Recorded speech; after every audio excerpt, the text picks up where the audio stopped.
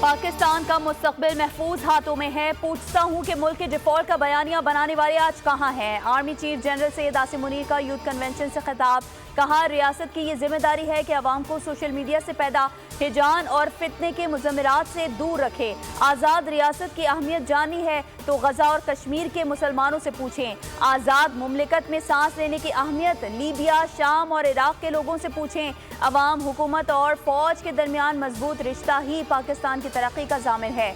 General Syed Asim Munir نے مزید کہا کہ ہمیں امید کا دامن کبھی ہاتھ سے نہیں چھوڑنا چاہیے۔ اللہ تعالیٰ نے قرآن مجید میں مسلمانوں کو مایوس ہونے سے منع فرمایا ہے۔ پاکستان کا سب سے بڑا اور قیمتی سرمایہ نوجوان ہیں۔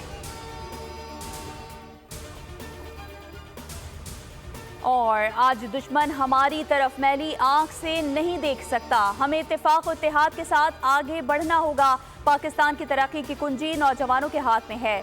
وزیر اعظم شہباز شریف کا اسلام آباد میں قومی یوتھ کنونشن سے خطاب، کہا دہشت گردی کے خلاف جنگ میں معیشت کو 150 ارب کا نقصان ہوا۔ پچھلے چند سالوں میں بعض غلطیوں سے دہشت گردی کی لہر دوبارہ آئی۔ انہوں نے مزید کہا کہ بجلی کے ریلیف پر سیاست نہیں ہونی چاہیے، بجلی عام آدمی کے لیے سب سے بڑا چیلنج ہے۔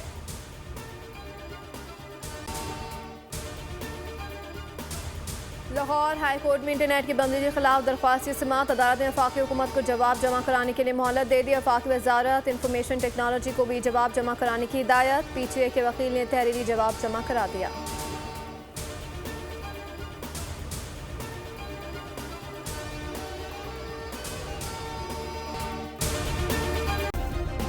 سبسکرائب کریں اور بیل دبائیں تاکہ کوئی خبر رہ نہ جائے۔